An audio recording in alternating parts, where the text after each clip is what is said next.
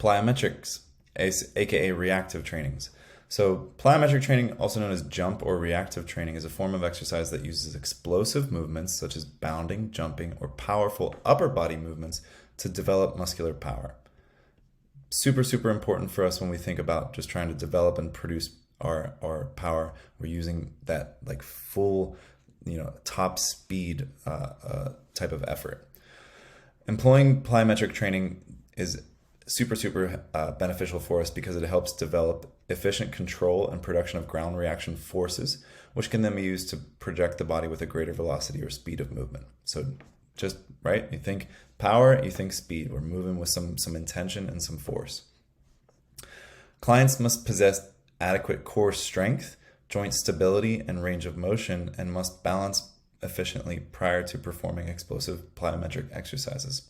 This is why when you think of the order of operations in the OPT model, that they want you to go through that order of working on proper flexibility so that we have good balance in our movements, in our joints, in our muscles, and our alignment through these things.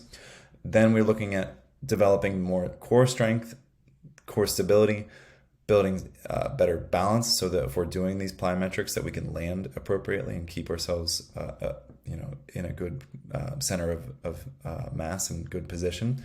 Then once we have all of those pieces of the puzzle and a little bit of strength layered in, then we can really start to focus on, okay, how are we going to build and work in some plyometrics? The integrated performance paradigm states that to move with precision, forces must be loaded in three areas.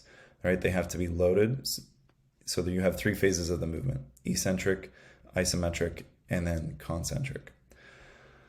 The stress shortening cycle, right, is, you have that eccentric or loading phase, you have the amortization phase or transition phase, and that's really just when we're going from having to, if we're doing a squat jump, we're powering down, and then there has to be a transition from this eccentric load to our concentric firing or big jump.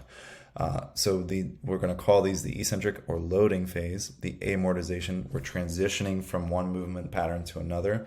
And then the concentric, we're unloading and releasing all of that force. Plyometric exercises increase our rate of force production, our power, and our motor unit recruitment because the speed of the movement, the speed of the force is increasing.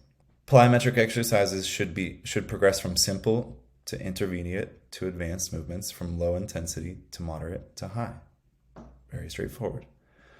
Intensity should be prescribed by the client's ability to execute the movement and maintain adequate training technique, right? Especially in the plyometrics and in our power type work where there's a lot more speed being applied, the room for error is greater. So there's room for more potential for injury. So we really want to see that as soon as, if we're in a coaching situation, as soon as we start to see a somewhat significant difference in the technique, that we should drop right until we can regain that. So that could be just mean, hey, let's, take a breath and like regain your focus. That could be that we're done for the day.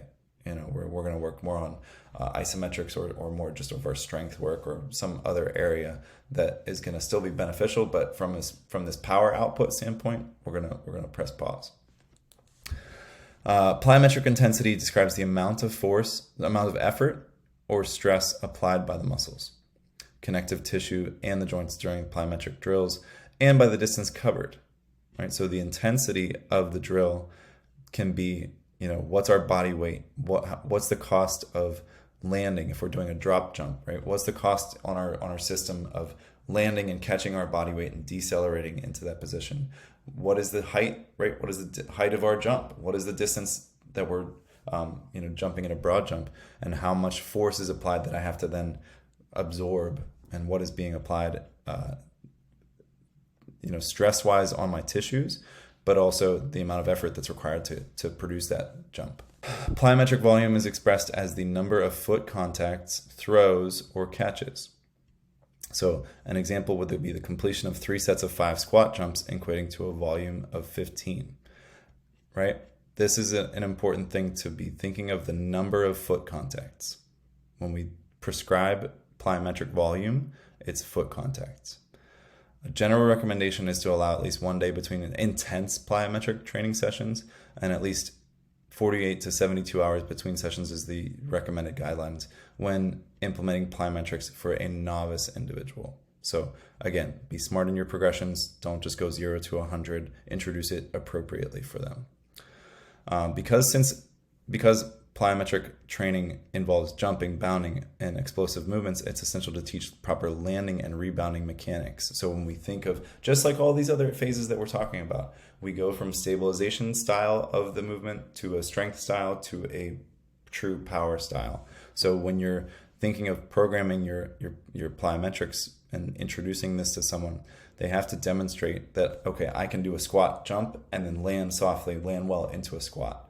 Then from there, I can take it and repeat that and have them do, repeated squat jumps, or, potentially go from, a squat jump to a, rotated to a lateral movement, jumping, leaving the ground with 2 feet, landing on a single foot, and then hopping to the, from left to right, increasing the progression and the skill required to execute that movement.